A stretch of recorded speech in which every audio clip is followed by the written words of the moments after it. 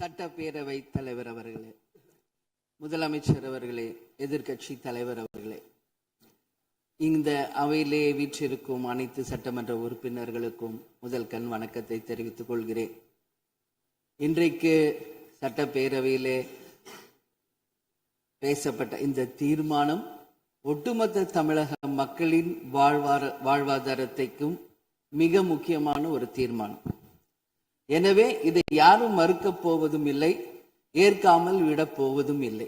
தமிழ்நாட்டிற்காகவும் தமிழக மக்களின் அத்தனை உரிமைக்காகவும் ஒட்டுமொத்த தமிழகமும் ஒன்றாக தான் இருக்க போகிறோம், அதற்காக போராட போகிறோம். ஆனால் நாம் சற்று இதை பற்றி யோசித்தால், சுதந்திரம் வாங்கின காலத்திலிருந்து இன்றைக்கு வரைக்கும் காவேரி பிரச்சனையும் முல்லை பெரியாறு பிரச்சனையும் தமிழக மீனவர்கள் பிரச்சனையும் தொடர்ந்து பேசிக்கொண்டுதான் இருக்கிறோம். ஒழிய எதற்கும் இதுவரைக்கும் நிரந்தரமாக தீர்வு ஏற்பட்டதாக ஒரு வரலாறு இல்லை என்பதை நிச்சயமாக இந்த நேரத்தில் நான் பதிய வைக்க விரும்புகிறேன். இதற்கு எந்த குறிப்புகளோ படிக்க வேண்டிய அவசியம் இல்லை. இது உணர்வு, நம் மனதிலே ஆழமாக இருக்கும் நம் உணர்வை பதிய வைக்க வேண்டிய இடம் இந்த சட்டமன்றம். இந்த சட்டமன்றமே தமிழக மக்களுக்கானது. தமிழக மக்களின் வரிப்பணத்தில் நடத்தப்படுவதுதான் இந்த சட்டமன்ற இந்த கூட்டங்கள் எல்லாம்.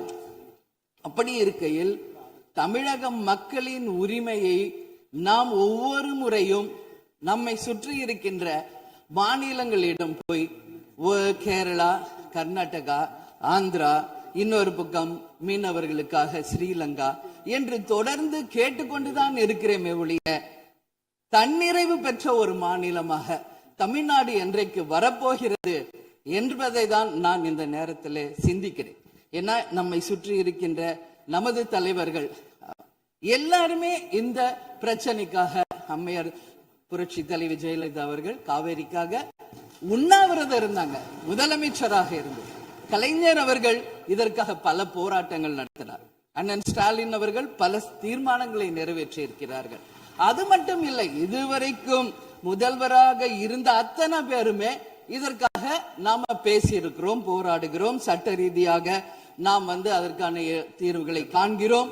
அது மட்டும் இல்லை, காவிரி மேலாண்மை ஆணையம் ஒரு தீர்ப்பு சொல்றாங்க, உச்ச நீதிமன்றம் ஒரு தீர்ப்பு சொல்றாங்க. எதுவும் பேசியும் இதுவரைக்கும் தீர்வு இல்லை. இப்பொழுது முதல்வராக பதவியேற்றிருக்கும் சிவகுமார் அவர்கள் சொல்றாரு, நாங்க பேச தயாராக இருக்கிறோம் என்று. நமது முதல்வரும் சிவகுமார் அவர்களும், நான் என்ன சொல்றேன், இது எல்லாரும் மக்களுடைய, இப்போ இந்த அவை இது முக்கியமான சட்டமன்றம். இங்க வந்தவொன்னு எல்லாருக்கும் என்ன கொடுக்கறாங்க? தண்ணி தான் கொடுக்கறாங்க. அப்போ ஒவ்வொரு மனிதருக்கும் தண்ணி தான் முக்கியம். இன்னைக்கு காவேரி தாயின்னு தான் நம்ம சொல்றோம். ஒரு தாயின் ஒரு குழந்தைக்கும் எப்படி தாய்ப்பால் இன்றியமையாதோ அது பாருங்க, அத்தனை பேரும், அது விவசாயிகளா இருக்கட்டும், குடிமக்களாக இருக்கட்டும், இங்கு மிக முக்கியமானது குடிதண்ணீர். நீரின்றி அமையாது இவ்வுலகு.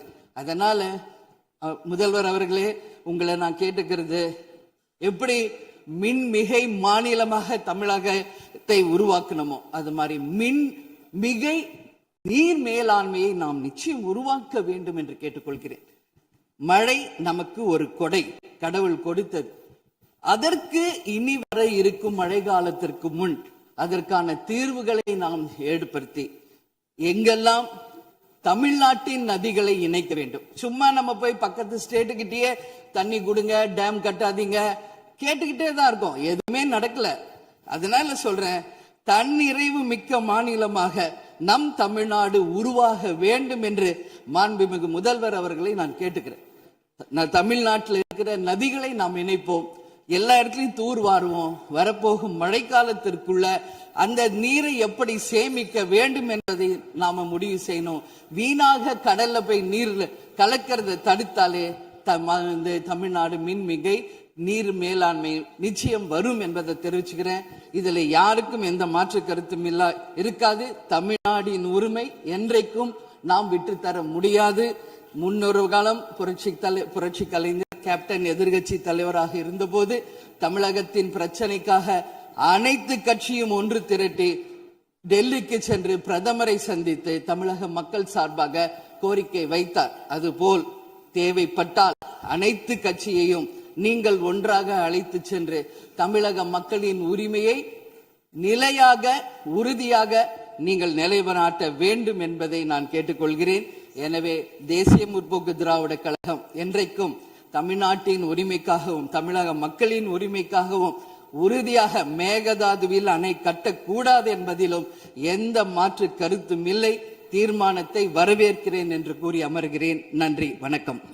மக்களுக்கானது தமிழக மக்களின் வரி பணத்தில் நடத்தப்படுவதுதான் இந்த சட்டமன்ற இந்த கூட்டங்கள் எல்லாம். அப்படி இருக்கையில் தமிழக மக்களின் உரிமையை நாம் ஒவ்வொரு முறையும் நம்மை சுற்றி இருக்கின்ற மாநிலங்களிடம் போய் கேரளா, கர்நாடகா, ஆந்திரா, இன்னொரு பக்கம் மீனவர்களுக்காக ஸ்ரீலங்கா என்று தொடர்ந்து கேட்டுக்கொண்டுதான் இருக்கிறேமே ஒழிய தன்னிறைவு பெற்ற ஒரு மாநிலமாக தமிழ்நாடு என்றைக்கு வரப்போகிறது என்பதை தான் நான் இந்த நேரத்தில் சிந்திக்கிறேன். ஏன்னா நம்மை சுற்றி இருக்கின்ற நமது தலைவர்கள் எல்லாருமே இந்த பிரச்சனைக்காக, அம்மையார் புரட்சி தலைவி ஜெயலலிதா அவர்கள் காவேரிக்காக உண்ணாவிரதம் இருந்தாங்க, முதலமைச்சராக இருந்தது. கலைஞர் அவர்கள் இதற்காக பல போராட்டங்கள் நடத்தினார்.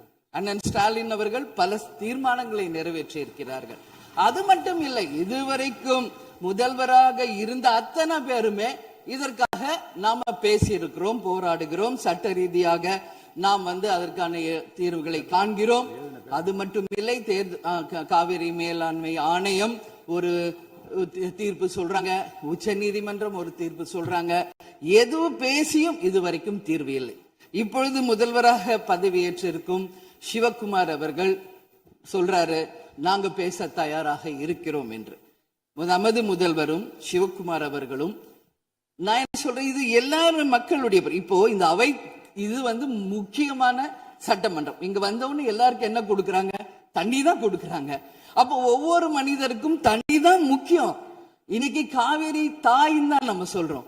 ஒரு தாயின் ஒரு குழந்தைக்கும் எப்படி தாய்ப்பால் இன்றியமையாதோ அது பாருங்க, அத்தனை பேரும், அது விவசாயிகளாக இருக்கட்டும், குடிமக்களாக இருக்கட்டும், இங்கு மிக முக்கியமானது குடிதண்ணீர். நீரின்றி அமையாது இவ்வுலகு.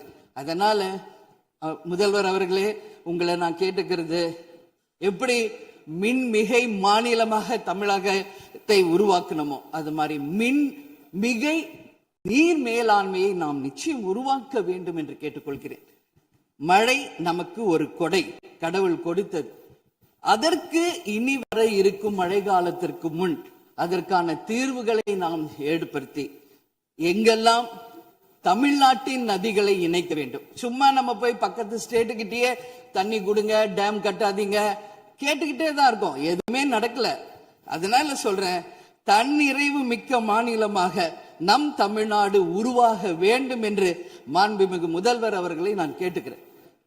தமிழ்நாட்டில் இருக்கிற நதிகளை நாம் இணைப்போம், எல்லா இடத்துலையும் தூர்வாருவோம். வரப்போகும் மழைக்காலத்திற்குள்ள அந்த நீரை எப்படி சேமிக்க வேண்டும் என்பதை நாம முடிவு செய்யணும். வீணாக கடல்ல போய் நீர் கலக்கிறத தடுத்தாலே தமிழ்நாடு மின்மிகை நீர் மேலாண்மை நிச்சயம் வரும் என்பதை தெரிவிச்சுக்கிறேன். இதுல யாருக்கும் எந்த மாற்று கருத்தும் இருக்காது. தமிழ்நாடின் உரிமை என்றைக்கும் நாம் விட்டுத்தர முடியாது. முன்னொரு காலம் புரட்சி கலைஞர் கேப்டன் எதிர்கட்சி தலைவராக இருந்தபோது தமிழகத்தின் பிரச்சனைக்காக அனைத்து கட்சியும் ஒன்று திரட்டி டெல்லிக்கு சென்று பிரதமரை சந்தித்து தமிழக மக்கள் சார்பாக கோரிக்கை வைத்தார். அதுபோல் தேவைப்பட்டால் அனைத்து கட்சியையும் நீங்கள் ஒன்றாக அழைத்து சென்று தமிழக மக்களின் உரிமையை நிலையாக உறுதியாக நீங்கள் நிலைநாட்ட வேண்டும் என்பதை நான் கேட்டுக்கொள்கிறேன். எனவே தேசிய முற்போக்கு திராவிட கழகம் என்றைக்கும் தமிழ்நாட்டின் உரிமைக்காகவும் தமிழக மக்களின் உரிமைக்காகவும் உறுதியாக மேகதாதுவில் அணை கட்டக்கூடாது என்பதிலும் எந்த மாற்று கருத்தும் இல்லை. தீர்மானத்தை வரவேற்கிறேன் என்று கூறி அமர்கிறேன். நன்றி, வணக்கம்.